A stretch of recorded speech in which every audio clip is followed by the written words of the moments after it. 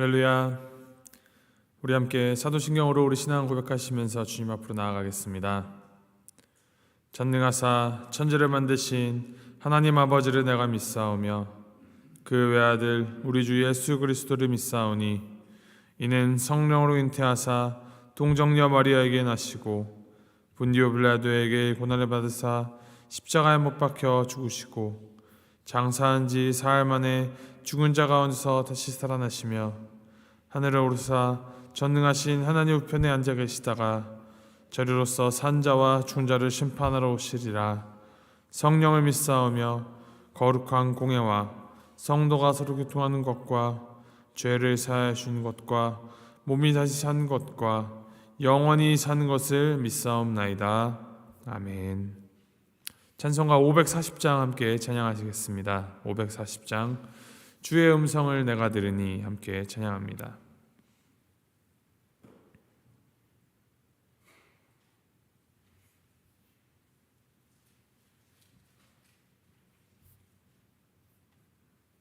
찬송가 540장 함께 찬양하시겠습니다.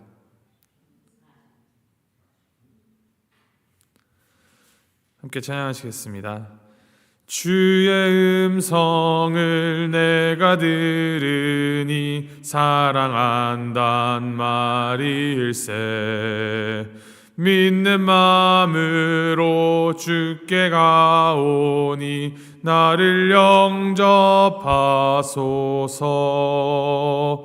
내가 매일 십자가 앞에 더 가까이 가오니 구세주의 흘린 보배 피로써 나를 정케 하소서. 주여 넓으신 은혜 베푸사 나를 받아주시고 나의 품은 뜻 주의 뜻같이 되게 하여 주소서. 내가 매일 십자가 앞에 더 가까이 가오니 구세주의 흘린 보배 피로써 나를 정케 하소서. 주의 보좌로 나아갈 때에 어찌하니 기쁠까. 주의 얼굴을 항상 배우니 더욱 친근합니다. 내가 매일 십자가 앞에 더 가까이 가오니 구세주의 흘린 보배 피로써 나를 정케 하소서. 우리 구주의 넓은 사랑을 증량할 자 없으며 주가 주시는 참된 기쁨도 헤아릴 수 없도다. 내가 매일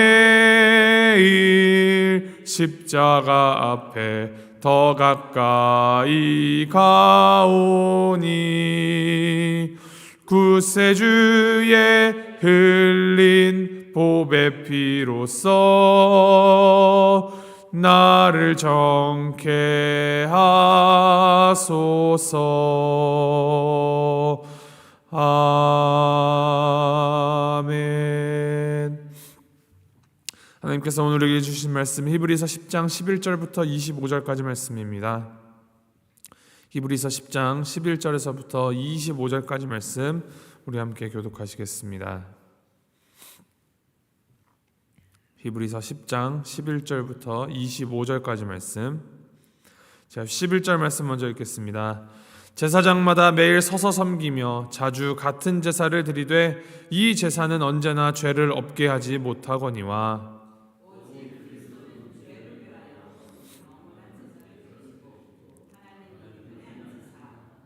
그 후에 자기 원수들을 자기 발등상이 되게 하실 때까지 기다리시나니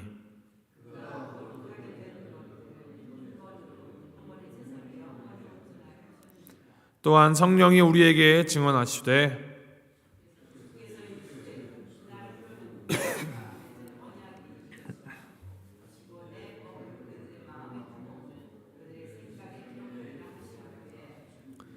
또 그들의 죄와 그들의 불법을 내가 다시 기억하지 아니하리라 하셨으니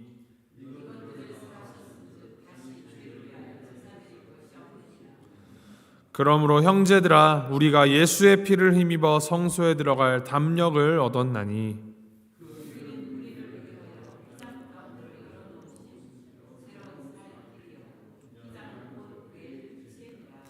또 하나님의 집 다스리는 큰 제사장이 계심에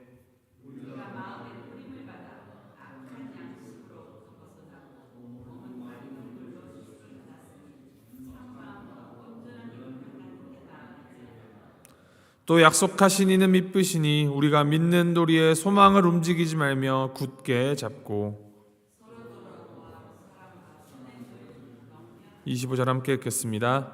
모이기를 패하는 어떤 사람들의 습관과 같이 하지 말고 오직 권하여 그날이 가까움을 볼수록 더욱 그리하자.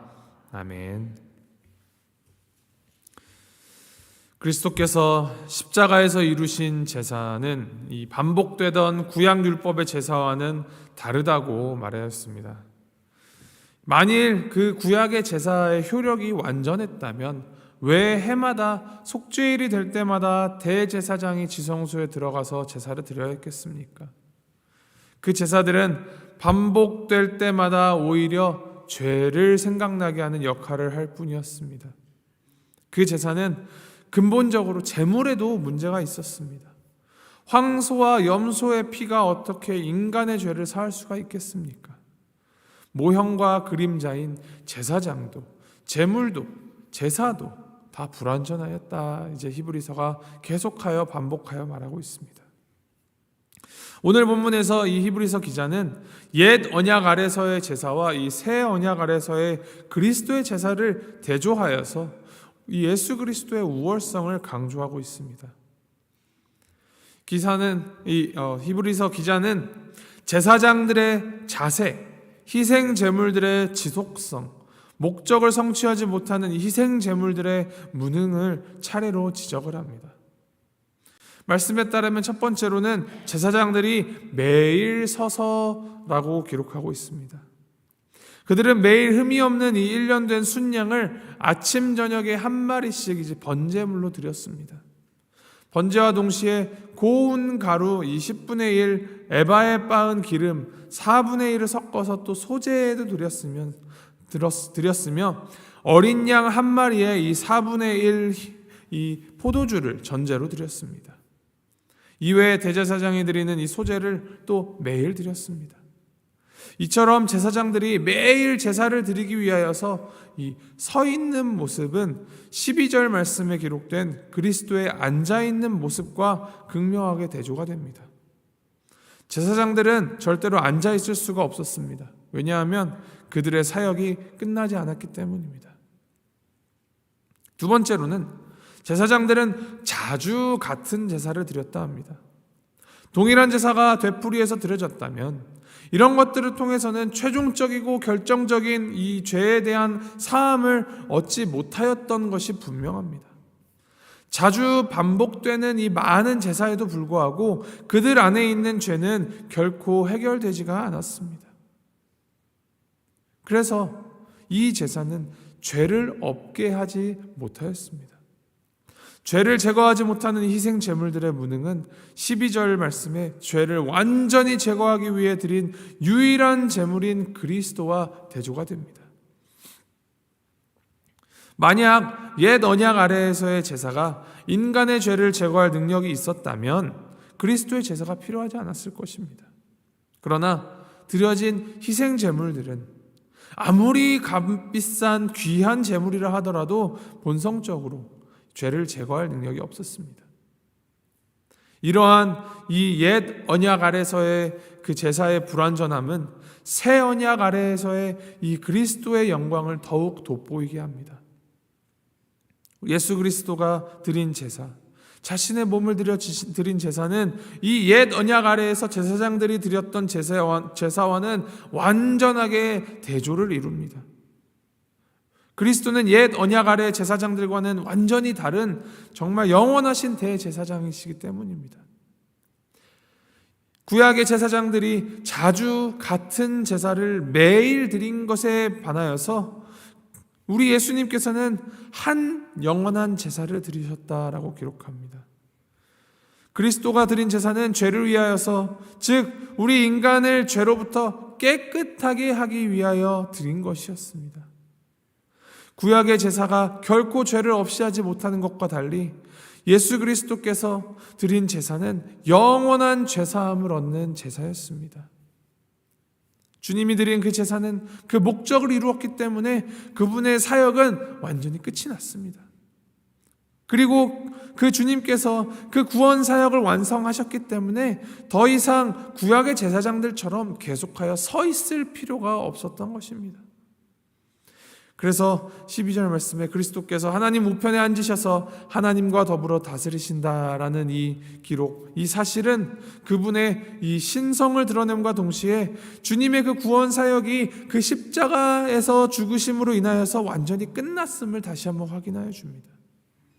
또 예수님이 대제사장이자 왕으로서 죄와 사망을 이기셨음을 보여주고 있습니다. 이에 대하여 17절 18절이 이렇게 기록합니다. 또 그들의 죄와 그들의 불법을 내가 다시 기억하지 아니라 하셨으니 이것들을 사하셨은즉 다시 죄를 위하여 제사 드릴 것이 없느니라. 하나님께서 이제 다시는 그들의 죄와 불법을 기억하지 않으실 것이다 라고 합니다.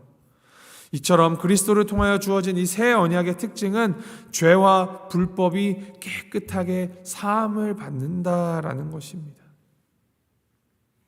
특히 이 히브리서 기자는 하나님께서 자기 백성들의 죄악을 기억하지 않으실 것이라는 이 약속을 강조합니다. 구약에서의 제사가 그것에 참여하는 자들에게 자신의 죄를 떠올리고 기억하게 하는 역할만을 담당했던 것과는 달리 예수 그리스도가 드린 제사는 그것에 참여하는 자들의 죄를 다 사하여 줄 뿐만이 아니라 이제 하나님께서 다시는 그 죄를 기억하지 않으실 것이다 라고 약속합니다. 사도 바울이 고백하는 것처럼 이전 것은 지나가고 새 것이 되는 것입니다. 새 언약이 온전한 죄사함을 약속하기 때문에 우리에게 또 다른 어떤 제사나 다른 것들이 필요로 하지 않습니다. 최종적이고 온전한 죄사함이 우리 주 예수 그리스도의 그 제사를 통하여서 이루어지고 성취된 것입니다. 그리고 하나님이 우리의 죄를 다시 기억하지 않으시기 때문에 우리는 이 죄사함의 은혜 가운데 감사함으로 살아가되 이 하나님의 말씀을 통하여서 부어주시는 성령님의 인도하심에 따라서 매일매일 죄와 멀어지고 하나님에게로 더 가까이 나아가는 이 성화의 과정을 이루면서 살아가야 합니다. 19절 말씀부터 이 제사에 이어서 휘장에 대한 이야기로 그리스도를 풀어내고 있습니다. 성소와 지성소를 가로막는 매우 거대하고 매우 두꺼운 천, 그것이 휘장이었습니다. 그 튼튼한 휘장이 사실 찢겨 나갈 수 있는 가능성은 없습니다. 더욱이나 위에서부터 아래로 찢겨질 가능성은 전혀 없습니다. 기록에 따르면 이 휘장의 크기가 대략적으로 이 길이가 22m, 그러니까 한 70피트 정도 되는 것이죠. 그리고 그 넓이가 그 절반, 35피트. 그리고 이 천의 두께가 3이나 한 3, 4인치 정도 되는 거대한 천입니다. 정말로 우리 예배당의 2배가 되는 정도의 크기였습니다. 그러한 거대한 천이 예수님께서 십자가에 못 박혀 숨을 거두실 때 그 성소의 휘장이 위에서부터 아래로 찢어졌습니다. 이것이 유대인들에게 있어서는 정말로 놀랍고 큰 사건이었습니다. 오늘 말씀이 이것을 이야기하고 있습니다. 19절에 우리가 예수님의 피를 힘입어 성소에 들어갈 담력을 얻었다라고 합니다. 앞서 언급한 대로 구약에서는 아무나 그 지성소에 들어갈 수도 없었고 그것을 볼 수도 없었습니다. 그러나 하나님께서는 예수님의 이 십자가 죽음으로 그의 몸인 이 휘장을 찢으셨습니다. 성소의 휘장이 둘로 갈라진 것처럼 십자가에 못 박히신 그 주님의 몸이 우리가 하나님께로 나아가려 할 때 이를 가로막는 모든 장벽을 다 찢어버리신 것입니다. 그래서 우리는 예수님의 피로 말미암아 이 지성소와 같은 하나님의 보좌 앞으로 나아갈 수 있는 그 길이 열리게 되었습니다.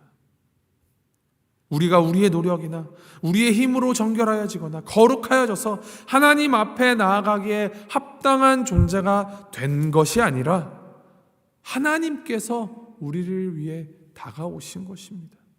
하나님께서 인간에게 나와 주셨고 길을 열어주셨습니다. 그로 인하여서 죄로 인하여 끊어졌던 이 하나님과의 교제가 회복되고 영원한 생명을 누릴 수 있는 길이 열리게 되었습니다. 오직 예수님의 보혈로 우리는 하나님 앞에 나아가는 담력을 갖게 된 것입니다. 이 담대함이라는 것은 우리가 어떤 결연한 의지로 만들어내거나 상황적으로 갖추어졌을 때 생기는 어떠한 감정을 말하는 것이 아닙니다. 결국 이 담대함이라는 것은 새로운 살길, 이 새로운 살길을 열어주신 우리 예수님을 바라보며 예수님의 보혈을 믿고 의지할 때 우리 안에 주님께서 부어주시는 것입니다. 히브리서 기자는 정말 강력하게 이 서신을 받는 자들을 권면합니다. 23절부터 25절 또 약속하신 이는 믿으시니 우리가 믿는 도리의 소망을 움직이지 말며 굳게 잡고 서로 돌아보아 사랑과 선행을 격려하며 모이기를 피하는 어떤 사람들의 습관과 같이 하지 말고 오직 권하여 그날이 가까움을 볼수록 더욱 그리하자. 우리는 이 담력을 가지고 또 새 마음을 가지고 살아간 때에도 분명 넘어지고 또 상처받고 실수하고 또 유혹에 당하기도 하고 다시 또 죄를 범하고 실망하고 또 좌절하기도 합니다. 하지만 우리 주님께서 주신 이 믿음을 잃지 않아야 합니다.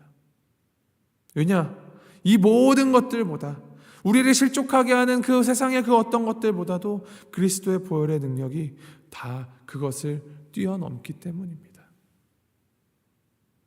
그것을 힘입어서 그것을 믿는 믿음으로 날마다 하나님 앞에 담대히 나아가는 우리가 되기를 소망합니다. 그럴 때 현재 가지고 있는 우리의 이 작은 마음은 날로 더욱더 커지게 되어 우리의 마음이 아닌 주님의 마음이 우리의 마음이 되는 그 성화의 과정을 통하여서 정말 하나님의 기쁨이 우리의 기쁨이 되는 것입니다. 그러기 위하여서 이 히브리서 기자가 권면하는 것처럼 우리는 서로를 돌아보고 격려해야 합니다. 신앙생활을 혼자 하는 것이 아니라 함께 하는 것입니다.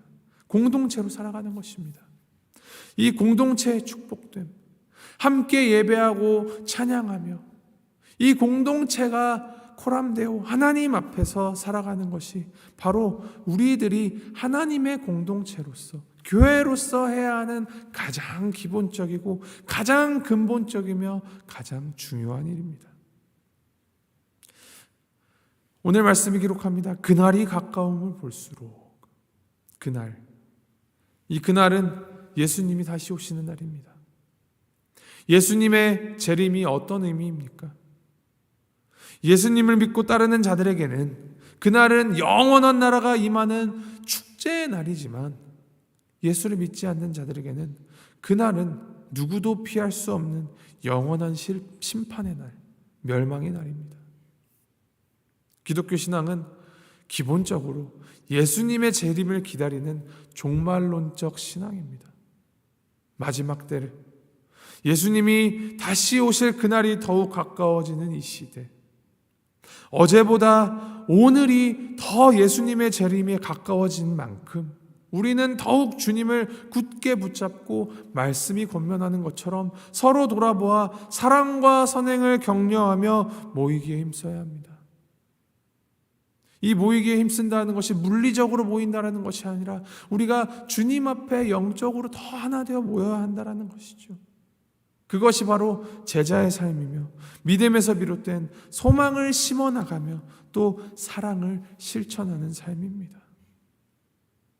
이를 기억하시면서 오늘 하루 또 살아가실 때 주님 다시 오실 그날을 기다리며 우리가 의지할 수 있는 유일한 분, 불완전하였던 이 율법과 제사와 이 성막을 완성하시고 완전케 하신, 결코 좁힐 수 없을 것만 같던 이 죄로 인하여 벌어진 하나님과 우리 사이의 이 그 간극을 뛰어넘어서 휘장을 찢고 길을 열어주신 완전하신 대제사장 우리 주 예수 그리스도만을 바라보며 주님을 향한 이 믿음을 우리의 삶 가운데 실천하여서 살아가는 하나님의 공동체다운 삶 살아가는 우리 모두가 되기를 주님의 이름으로 소망하고 축복합니다. 함께 기도하시겠습니다. 하나님 아버지, 십자가의 은혜로 인하여서 우리가 하나님 앞에 나아갈 수 있도록 놀라운 은혜를 베풀어 주시니 감사드립니다. 또한 우리 안에 새로운 살 길을 열어주셔서 담대하게 주님을 힘입고 인생을 살아갈 수 있도록 하여 주시니 주님 감사드립니다. 주님, 우리 삶 가운데 어떠한 어려움과 문제가 있다 하더라도 모든 가로막힌 것들을 둘로 쪼개시고 찢으셔서 새로운 살 길을 열어 우리를 인도하여 주시고 우리에게 나오신 우리 주 예수 그리스도만을 의지하는 그 믿음으로 살아갈 수 있도록 인도하여 주시옵소서. 주님의 그 보혈을 항상 사모하며 그 보혈로 말미암아 우리가 날마다 새롭게 되고 새 마음으로 변화되어 주님이 우리에게 말씀하신 것처럼 사랑과 선행을 격려하며 행하는 참된 공동체의 삶, 제자의 삶을 살아가는 우리가 되도록 주님 함께하여 주시옵소서. 감사드리며 이 모든 말씀 우리 주 예수 그리스도 이름으로 기도합니다. 아멘. 하늘에 계신 우리 아버지여, 이름이 거룩히 여김을 받으시오며 나라의 마옵시며 뜻이 하늘에서 이룬 것 같이 땅에서도 이루어지이다. 오늘날 우리에게 일용할 양식을 주옵시고 우리가 우리에게 죄 지은 자를 사하여 준 것 같이 우리의 죄를 사하여 주옵시고 우리를 시험에 들게 하지 마옵시고 다만 악에서 구하옵소서. 대개 나라와 권세와 영광이 아버지께 영원히 있사옵나이다. 아멘.